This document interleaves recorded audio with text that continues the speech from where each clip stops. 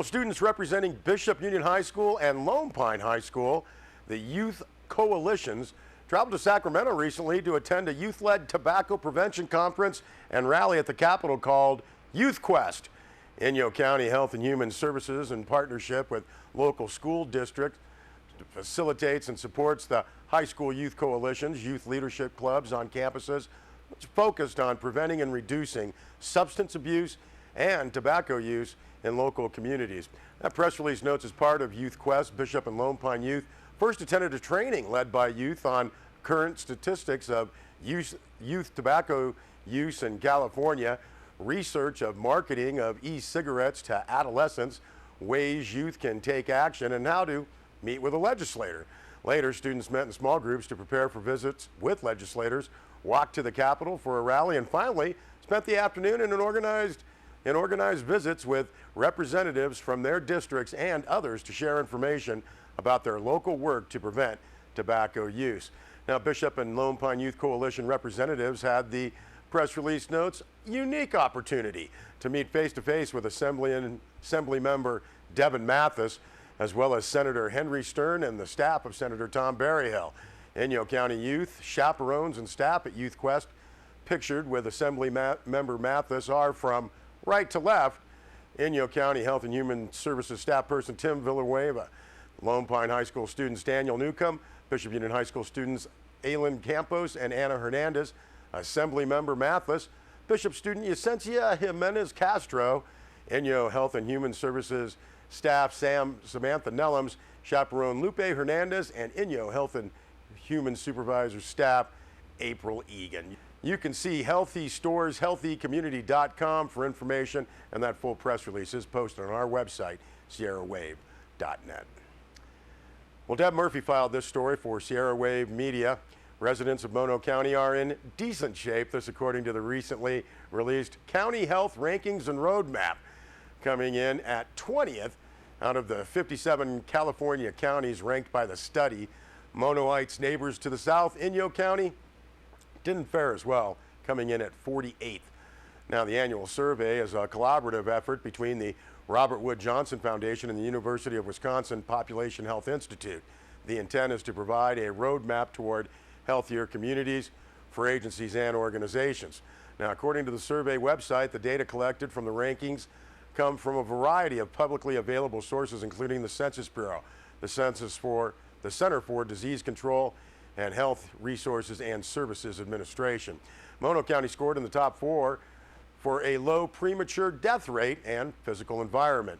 Air and drinking water issues, housing problems, and daily driving patterns went into the physical environmental ratings. Mono's driving patterns were significantly better than the state average. Now, the county was close to the state averages in the health behaviors category, including a number of vices, physical activity, sexually transmitted diseases. Mono's numbers were a third of the state averages in that county, and teen births. Mono scored well in social and economic factors, where education level, employment, children in poverty, or single-parent households, crime and injury deaths were determining factors.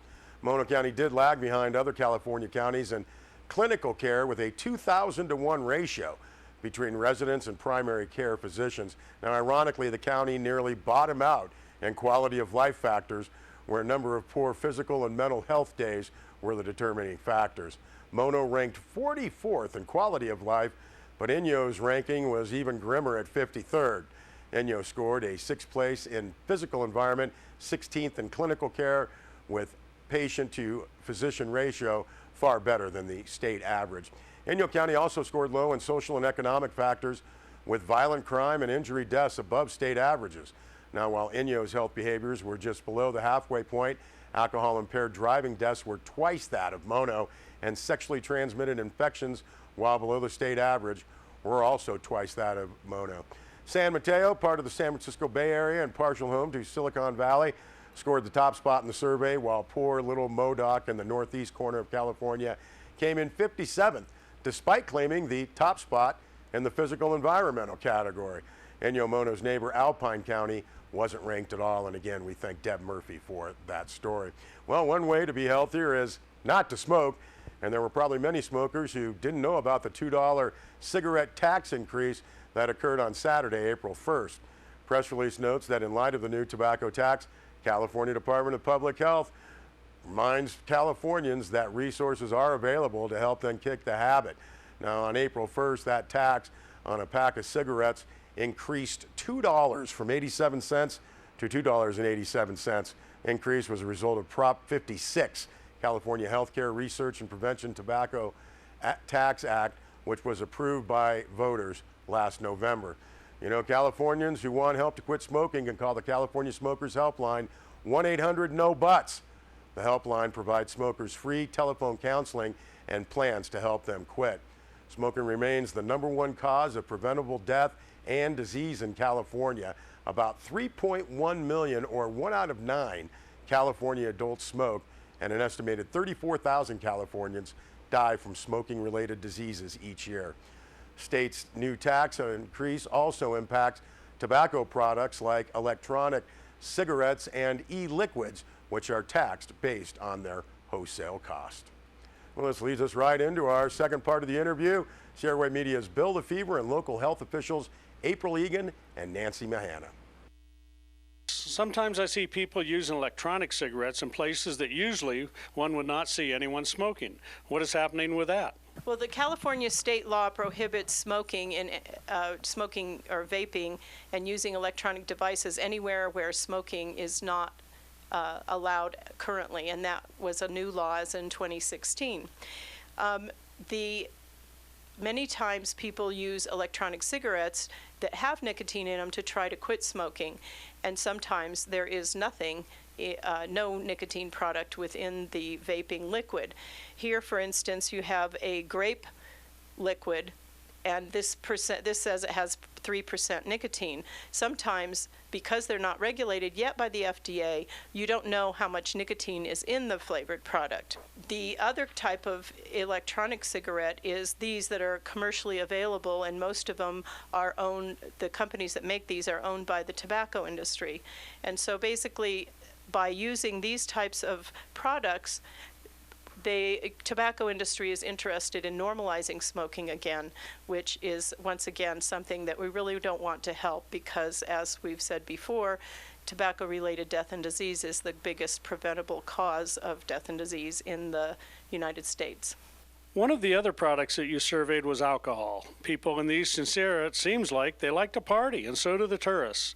How did the counties do with alcohol? Well, we found that there is a greater amount of stores carrying alcohol than there is in the other part of the state. For instance, in Mono County, 96% of stores carried alcohol, and in Inyo County, 88% of stores carried alcohol, whereas in the rest of the state, only 70% of stores carry alcohol. So the other thing about alcohol is that many of the flavors carried are flavored and they are sugary. So what happens is the person kind of loses track about how much they're drinking, tends to drink more when the alcohol tastes good, as it does with the sugar or flavors. It's also very attractive for young people and is a good starter product for alcohol use. And condoms. Why survey condoms? The Department of Health Services was interested in knowing if condoms are easily available to people. Right now in California, we have an upswing of STDs. They've increased 20%. There were 250,000 cases of sexually transmitted diseases in California in 2015. So because condoms prevent teen pregnancy, and also because they prevent sexually transmitted diseases, they wanted to be sure that people did not have to ask a clerk to have condoms available to them. What we found in Inyo and Mono County is, in general, most condoms were readily available off a shelf or off a rack so that they were available in this environment. Okay, so the stores could do better in offering fewer poor choices and more healthy choices for consumers. What do you suggest that the stores may do?